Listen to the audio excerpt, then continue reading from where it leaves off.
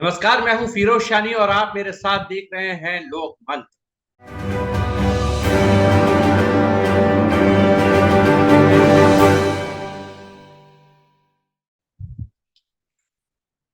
दोस्तों, कुछ ही घंटे के बाद मतलब 4 जून को मतगणना शुरू होगी और नतीजे सामने आ जाएंगे कि 2024 के लोकसभा चुनाव में किसका पलड़ा भारी है, एनडीए है या इंडिया गठबंधन है।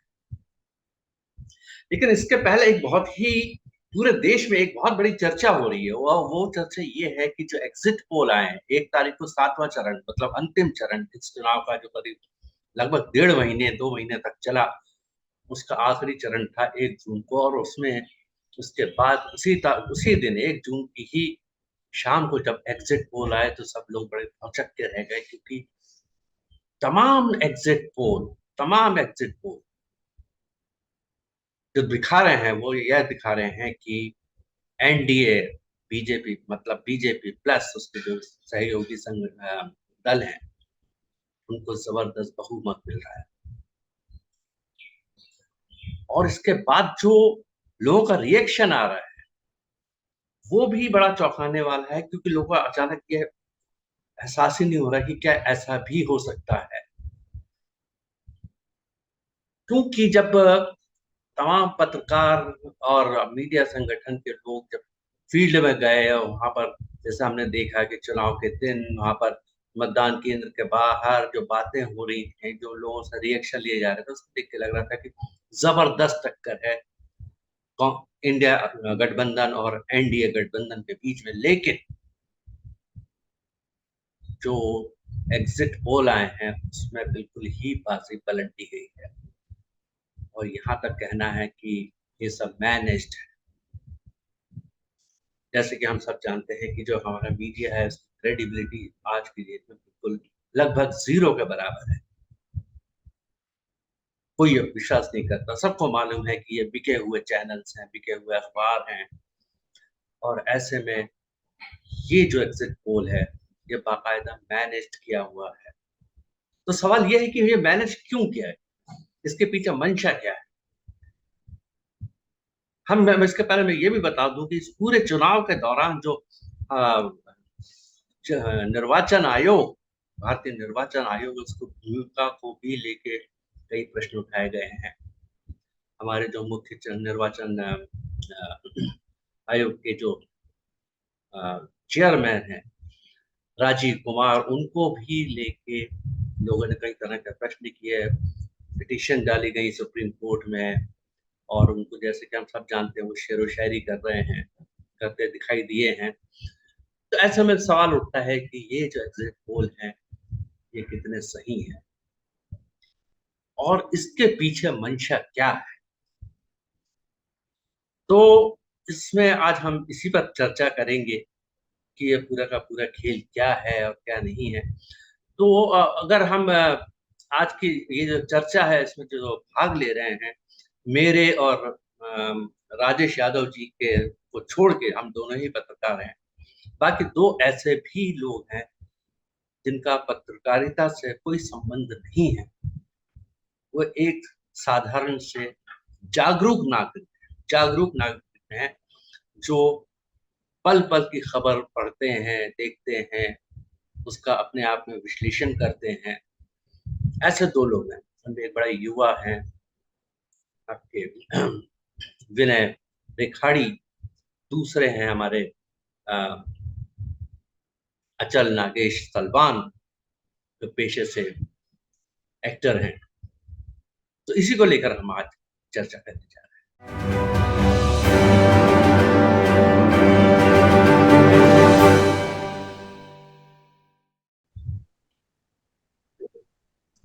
तो जैसे मैंने बताया कि इस चर्चा में हमारे साथ दो ऐसा भी मेहमान हैं जो जिनका पत्रकारिता से कोई संबंध नहीं, लेकिन बहुत ही जागरूक नागरिक हैं और वो पल पल की खबर पर नजर रखते हैं। उनका अपना एक विश्लेषण होता है। जैसे कि हम सभी जानते हैं कि ऐसा नहीं है कि सिर्फ पत्रकार ही ऐसे होते हैं कि जिनको लोग चीजों के बारे में जानकारी होती है, ऐसा नहीं है। एक सामान्य आदमी को से भी अगर हम बात करते हैं, उसके पास भी उसके अपने तर्क होते हैं, उसके अपने अनुभव होते हैं, वो भी चार लोगों से बात करता है, वो भी इसी समाज में रहता है। और तो अभी हम सबसे पहले हम शुरुआत करते हैं अचल सलमान के साथ, जो बॉम्बे से हमारे साथ जुड़ रहे हैं। और जैसे कि आप देख सकते हैं, जाना पहना पहचाना चेहरा है, एक्टर हैं वो। तो उनसे ही हम इसकी शुरुआत करते हैं। तो अचल जी, आप पहले ये बताइए कि अगर ये जो आपने भी देखा होगा कि जब चुनाव हो रहे थे, मतदान मतदान हो रहा था, वहां पर लोग रिएक्शंस लिए जा रहे थे, तो एक एक जन परसेप्शन तो यही बन रहा था, देख के लग रहा था कि बड़ी कड़ी टक्कर है इंडिया अलायंस और एनडीए अलायंस के बीच में। लेकिन जैसे ही आ, आपके एग्जिट पोल आए, 1 तारीख को जो 7वां चरण समाप्त हुआ, वो बड़े चौंकाने वाले थे। और उसमें जैसे कि बीजेपी दावा कर रही थी कि 300 प्लस और 400 प्लस, लगभग उसी तरह के नतीजे आए। तो आप इस एग्जिट पोल को कैसे देखते हैं, और आपको क्या लगता है कि क्या ये सही है, और अगर ये सही है तो क्यों है, और अगर आपको लगता है कि गलत है तो ये क्यों गलत है, और इसके पीछे क्या मंशा हो सकती है? जी। फिरोज साहब, मुझे जो लगता है कि ये चौंकाने वाले तो बिल्कुल भी नहीं है, क्योंकि ये एक्सपेक्टेड था। जिस तरह की रणनीति बीजेपी और मोदी सरकार की अभी तक की रही है, उस हिसाब से ये तय था कि ये ऐसे ही होगा। कि जिस तरह का वो अपेक्षा करते हैं या जो वो चाहते हैं, वो नैरेटिव सेट करेंगे। तो जो एग्जिट पोल है, वो वही नैरेटिव सेट करने के लिए है। उसके पीछे मंशा और उसके पीछे इरादे अलग हो सकते हैं, लेकिन ये बहुत एक्सपेक्टेड था कि इसी तरह का एग्जिट पोल जो है वो डिस्प्ले किया जाएगा, फॉरवर्ड किया जाएगा जनता में, ताकि लोगों में माइंडसेट इस बात का तैयार किया जा सके कि किसी तरह की धांधली अगर पॉसिबल हो या की जा सके और वो करें, तो लोगों को बोलने का मौका ना मिले कि भाई एग्जिट पोल तो यही बोल रहे थे। तो वो जो गुंजाइश है वो बनाए रखने के लिए, ये जो और हवा बनाए रखने के लिए बीजेपी मोदी की, और इज्जत बनाए रखने के लिए, ये एग्जिट पोल तो ऐसे ही आने ही थे, ये एक्सपेक्टेड था। तो इसमें चौंकाने जैसा कुछ है नहीं। दूसरा ये कि ये पूरी एक अरसे से ये रणनीति का हिस्सा इनका रहा है। पिछले 10 साल का जो अनुभव है आप सबका, हम सबका, हम लोगों ने देखा है कि वो एक तरह माहौल बनाते हैं, एक तरह का नैरेटिव सेट करते हैं, और फिर उसके अकॉर्डिंगली चीजों को मैनेज किया जा सकता है। मैं बहुत थोड़ा एक अलग तरह का एग्जांपल मेरे दिमाग में आ रहा था कि एक प्रोफेशनल पेंटर जो था, उसके लिए ये था कि भाई वो कलर जो है मैच नहीं हो रहा है। दो एक कलर जो सैंपल था वो मैच नहीं कर रहा। तो उसने क्या किया था कि कलर जो सैंपल था वो कलर कर दिया उसको जो वो कर सकता था, तो वो दोनों मैच हो। तो this is how it goes with BJP Modi, कि वो जो वो बताते हैं उसको मैच करने के लिए फिर रास्ते बनाते हैं। तो अगर उन्होंने कह दिया कि हमारा एग्जिट पोल ये है, वो डिक्लेयर कर दिया, अब वो उसके बीच में कैसी तरह की धांधलियां या किस तरह की चीजें पॉसिबल है वो कर सकते हैं, उसके लिए पहले ग्राउंड बनाते हैं। तो दिस इज व्हाट जो मेरी समझ में आता है। तो आंकलन जहां तक बात है कि वो जो 10 साल से जब मोदी आए सत्ता में और उसके बाद जो दौर शुरू हुआ, तो मुझे ऐसा लगता है कि एक हवा खड़ा किया गया, नेगेटिव और पॉजिटिव दोनों तरह से। यानी कि उनकी एक छवि बनाई गई, और एक दूसरी तरफ उनको एक उसमें सत्ता का जो ताकत है, सत्ता का जो डंडा है, वो इस्तेमाल करते हुए ईडी से लेके अलग अलग तरह के, वो तो एक माहौल डर का भी बनाया गया। उस डर से जो है अब जो जनता है वो धीरे धीरे उससे निकलने लगी।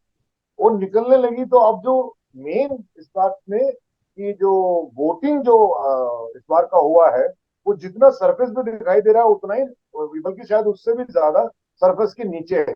यानी कि लोगों के मन में क्या है और ऊपर क्या है, जो मुखर भाव है वो ऑब्वियसली जो भक्त या जो बीजेपी समर्थक या मोदी समर्थक है वो बहुत ज्यादा मुखर होते हैं, बहुत ज्यादा एग्रेसिव होते हैं। लेकिन जो उनसे डिसएग्री करते हैं वो लोग उतने वो नहीं है, वो वोकल नहीं है। तो वो ये जो इस बार का जो वोटिंग था वो काफी जितना ऊपर था उससे ज्यादा कहीं नीचे था। तो अब जो अपेक्षा है इस बार के वोटिंग के जो रिजल्ट आएंगे उसमें ये है कि हेर फेर होने की काफी संभावना है। बीजेपी अगर बीजेपी के लिए या मोदी के लिए इतना आसान होता तो इतना कुछ कर नहीं रहे होते। अगर उनको लगता कि भाई हाँ, जैसा वो कहने की 400 पार का जो उन्होंने नारा दिया था, किस विश्वास ने या किस उसने दिया होगा, वो विश्वास एक्चुअली सच्चा नहीं था। वो कहीं ना कहीं उसमें डामाडोल थे, कहीं ना कहीं वो डरे हुए थे। और वो डर डर जो है वो आज अब तक इस एग्जिट पोल के आने तक दिखाई दे रहा है कि वो डर में वो अभी तक इसमें है कि ये क्या होगा क्या नहीं होगा, उन्हें भी खुद भी नहीं मालूम। राजेश जी, मैं आपसे ये पूछना चाहूंगा कि जैसा अभी नागेश जी ने कहा है कि एक डर है बीजेपी के अंदर, और उस डर के तहत ही इन्होंने इस तरह के सब बड़े बड़े फिगर्स दिए। और ये भी बड़ा अजीब इत्तेफाक है कि जितने भी चैनल्स हैं, और जैसे एक एक आम धारणा है कि तमाम चैनल्स जो हैं उन्हीं लोगों के खरीदे हुए हैं, चाहे वो अंबानी हो चाहे वो अडानी हो, और वो वही दिखाते हैं जो मोदी सरकार दिखाना चाहती है। तो ऐसे में आपको क्या लगता है कि ये जो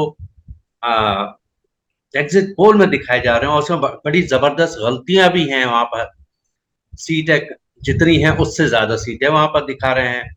कोई जो दल है वो 5 पर लड़ रहा है, लेकिन उसको 7 से 6 जीतता हुआ दिखा रहे हैं, जो एनडीए का सहयोगी दल है। तो ये सब क्या है, ये इसमें आप क्या सोचते हैं इसके बारे में? ये कितना, इस पर आप कितना विश्वास कर सकते हैं? पहले तो नमस्कार सभी दर्शकों को और आप सभी को। देखिए, एग्जिट पोल सही भी होते रहे और गलत भी होते रहे। अगर पिछला इतिहास हम उठा के देखें तो काफी एग्जिट पोल हैं जो सही भी हुए हैं और गलत भी हुए हैं। जैसे पिछले विधानसभा का ही याद कर लीजिए कि एक एजेंसी ने 162 170 सीटें दी थी और सभी को विश्वास नहीं हो रहा था। लेकिन वहां पे मध्य प्रदेश का जो रिजल्ट था उस एजेंसी के एग्जिट पोल के लगभग आसपास आया। एक्सिस माई इंडिया का था वो, जो आज तक नहीं दिया हुआ था। और जब ये एग्जिट पोल आ रहे थे तो मैं एक्सिस माई इंडिया का जो एग्जिट पोल था ना उसे देखना भी चाह रहा था कि एक्चुअल वो कितना दिखाते हैं। लेकिन उनका भी वही गया है जो बाकी लोग का गया है। जितने एग्जिट पोल आए हैं सबने 350 से ऊपर, और कुछ लोगों ने 400 तक का जो डाटा है वहां तक पहुंचा दिया। और कुछ 370 पे आकर रुक गए क्योंकि उनको लगा कि नहीं, 370 कहीं ना कहीं मैच कर रहे हैं बीजेपी से। अब शुरुआती दौर पे अगर मैंने थोड़ा जो है एनालिसिस किया तो मैंने देखा कि जो अपर डाटा है, मतलब दो डाटा दिखा रहे हैं कि मिनिमम 350 और मैक्सिमम 400। तो मैंने एक दो जगह का स्टेट वाइज काउंटिंग करने की कोशिश की, एक दो सर्वे का। तो उसमें मैं एक जगह देखता हूँ, उत्तर प्रदेश का ही देख रहा था एक एजेंसी का, तो उसमें मैंने देखा कि वो बीजेपी को दे रहे हैं 64 सीट अधिकतम में, नहीं 68 सीट अधिकतम में। और 2 सीट दे दिया उन्होंने अनुप्रिया पटेल की पार्टी को, 70 हो गई। फिर 2 सीट उन्होंने दे दिया इनको आरएलडी को, 72 हो गई। उसके बाद उन्होंने कहा नहीं 16 समाजवादी पार्टी भी जीतेगी, तो 72, और तीन अन्य को दे दिया उन्होंने 19 सीटें, और मतलब 16 प्लस 3 19, और उधर 72। ये टोटल हो गया 91। इसका मतलब कि जो अधिकतम 400 की बात हो रही है उसमें आप जब काउंट करने जा रहे हैं तो आप ये भी ध्यान नहीं रख रहे हो कि स्टेट में एक्चुअल कितनी सीटें हैं। स्टेट में तो ये 80 बात सीट है ना, जैसे उत्तर प्रदेश में 80 सीट है, जी आप बता रहे हो 91, यानी 11 सीट तो यहाँ गड़बड़ हो गई। तो आपका जो अधिकतम डाटा है 401 वाला, वो तो गलत ऑलरेडी हो गया। 80 में से 91 वाला तो कोई तुक ही नहीं है ना।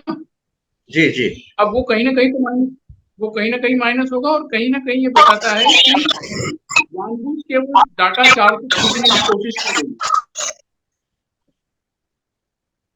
जी हेलो। जी जी, आपकी आवाज आ रही है। जानबूझ के जो डाटा है वो 400 तक पहुंचाने की कोशिश की गई है।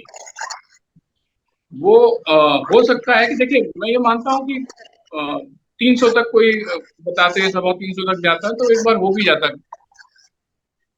हेलो।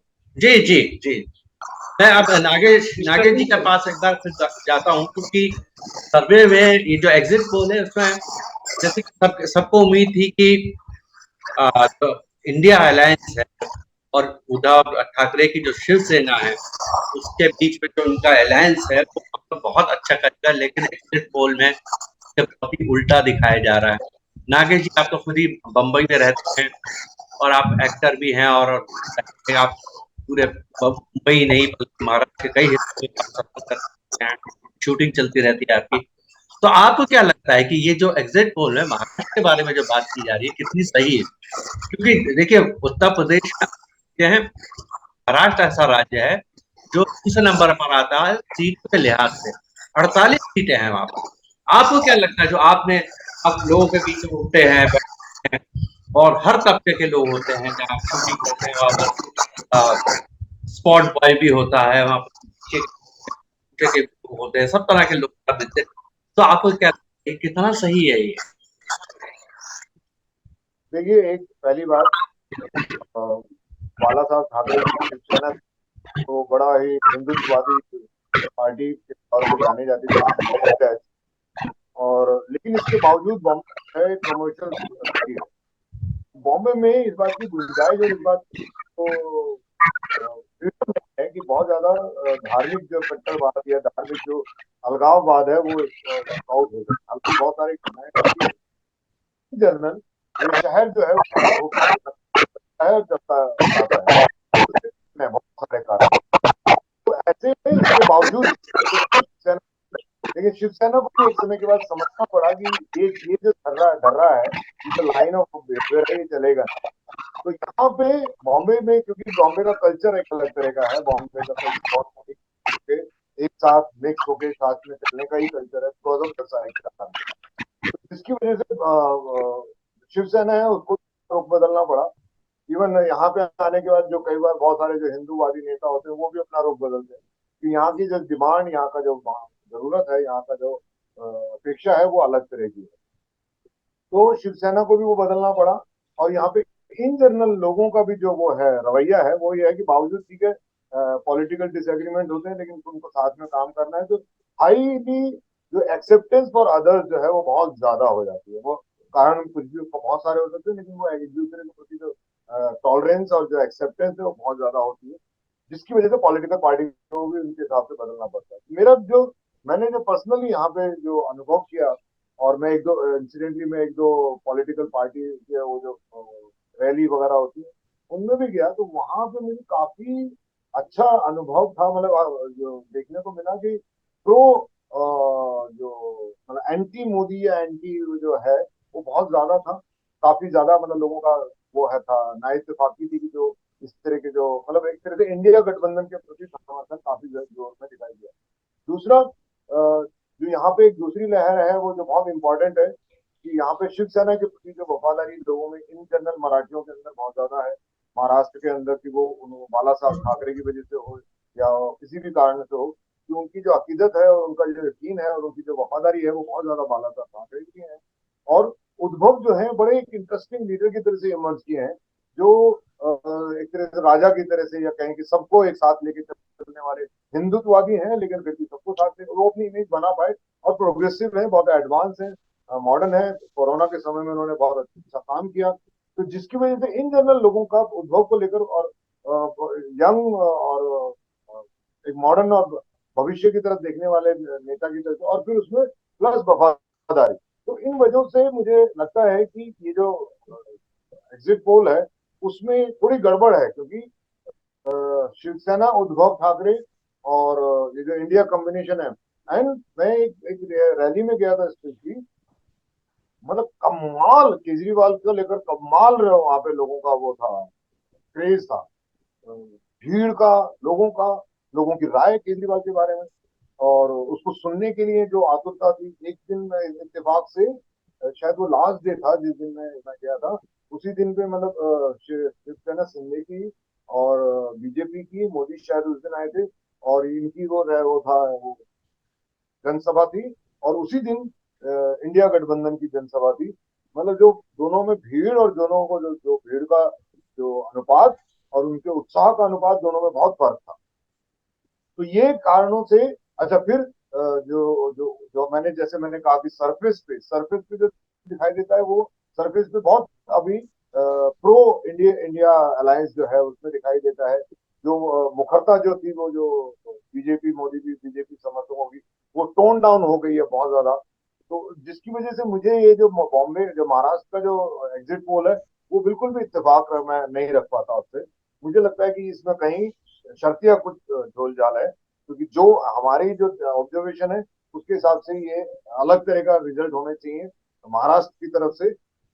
जो वोटिंग वो है पैटर्न है, और जो खुद मैं वोट भी डालने गया तो मैंने वहां पे भी देखा था। तो इस तरह से मुझे ये जो जो प्रोजेक्टेड वो है नंबर है एग्जिट पोल का महाराष्ट्र को लेकर, वो मुझे शर्तिया कुछ तो झोल लगता है, गड़बड़ लगता है, सही नहीं लगता। मैं कम से कम इत्तेफाक नहीं। जी राजेश जी, मैं आपसे ये जानना चाहूंगा कि ये जो अगर इसी के मुताबिक जैसे कि लोगों की आशंकाएं हैं कि वो ही जिस तरह से प्रोजेक्ट किया गया है, अगर वैसे ही रिजल्ट आते हैं 350 प्लस के, तो अपोजिशन के पास क्या चारा रहेगा? छोटा सा कमेंट कीजिएगा क्योंकि हमारा समय समाप्त हो रहा है।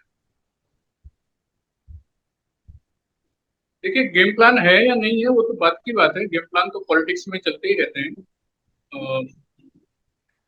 विपक्ष के पास यही है कि वो मॉनिटरिंग सही से करे, कल इलेक्शन की काउंटिंग की मॉनिटरिंग सही से करें। इसके अलावा विशेष कोई चारा नहीं है। मतदाता ने अगर आपको दिया होगा तो वो रिफ्लेक्ट होगा और सरकार आ सकती है। देखिए, पूरे जो मीडिया के साथ में से जो बातचीत हुई उसको देख के लगता है कि उत्तर प्रदेश, बिहार, महाराष्ट्र और कर्नाटक भी आप एक हद तक कह सकते हो, इन स्टेट में तो अच्छी खासी फाइट है। और यहाँ पे उस तरह का प्रोडिक्शन नहीं आना चाहिए जैसा दिखाया गया। मैं मान सकता हूँ कि एमपी में कांग्रेस कमजोर है तो वहाँ सीटें कम आएंगी, लेकिन ऐसा भी नहीं हो सकता कि पूरी पूरी स्वीप कर जाए। दूसरा एक सरप्राइज फैक्टर मेरे लिए रहेगा आंध्र प्रदेश, क्योंकि मैंने जर्नलिज्म वहां से स्टार्ट की थी और मैंने वो टीडीपी का सक्सेसफुल टाइम भी देखा हुआ है, और उसके बाद जगन की जो आंधी आई है वो हम सबके सामने भी है। तो माना कि कांग्रेस कमजोर है वहां पे, लेकिन बीजेपी इतनी स्ट्रांग नहीं है कि वो 4 सीटें भी पा जाए, 5 सीटें भी पा जाए। टीडीपी का वोट ट्रांसफर हो जाए और उसमें बीजेपी को कुछ सीट मिल जाए तो वो कहानी 1-2 सीटों तक हो सकती है, 4-5 सीट तक नहीं जाता दिख रहा है। दूसरा, आंध्र प्रदेश कभी इस तरह स्वीप नहीं किया। 84 में किया था जरूर, 84 बोल रहा हूँ, 84 या 80, इंदिरा या राजीव के टाइम में, वो सन इधर उधर हो रहा है उसमें। हाँ, राजीव गांधी के टाइम राजेश था। जी, हमारे पास समय की अब कभी है, बस एक बस आप दोनों से सिर्फ 2 बातें पूछूंगा। नागेश जी, आप इन तमाम एग्जिट पोल्स के बावजूद आप इंडिया और एनडीए को कितनी सीटें दे रहे हैं? एक लाइन में बता दीजिए बस। मुझे लगता है कि मोदी बीजेपी जो है वो 150 के आसपास होना चाहिए, और मैक्सिमम वो कोई 250 के आसपास एनडीए जो जाएगा। और उसी के काउंटर पे आप समझिए कि इंडिया गठबंधन जो है वो काफी मतलब। जी राजेश जी, आप क्या बोलते हैं? मेरे हिसाब से जो एनडीए है उसमें पहले उनके सहयोगी का डाटा दे देता हूं आपको। सहयोगियों को मिल सकता है 32 के आसपास, और इसमें बिहार, उत्तर प्रदेश की 2-4 सीटें, और एपी में अगर चंद्रबाबू नायडू को मिल रही हैं तो वो सीटें मिलाकर होती है 32। दूसरा, बीजेपी को मैं डाटा देता हूँ 198 से 230 के बीच में बीजेपी रहेगी। तो ओवरऑल मैं एनडीए को देता हूँ 230 से 250 के बीच में। इंडिया को जो मेरा डाटा है आप वो, लोग का ये मानना है कि जो एग्जिट पोल में दिखाया जा रहा है वो गलत है, वो सही नहीं है, और इंडिया एनडीए से आगे ही है। आप लोग हमारे साथ जुड़े इसके लिए बहुत बहुत शुक्रिया। इसको लेकर हम आगे भी इन विषयों पर चर्चा करते रहेंगे। कल का मतगणना होगी, उसमें हमें पक्का पता चलेगा कि कौन कितनी पानी में है। तो आप लोग का बहुत बहुत धन्यवाद। और इसके साथ ही आज का ये जो हमारा प्रोग्राम है लोक मंत्र, इसके हम यहाँ पर ही समाप्त करते हैं। विनय रिखाड़ी हमारे साथ जुड़ नहीं पाए क्योंकि उनके कुछ कनेक्टिविटी का प्रॉब्लम था, लेकिन आगे भी हम जब ये चुनाव के नतीजे आ जाएंगे तो उसको लेकर भी इसका एक विश्लेषण करेंगे। फिलहाल के लिए धन्यवाद, नमस्कार।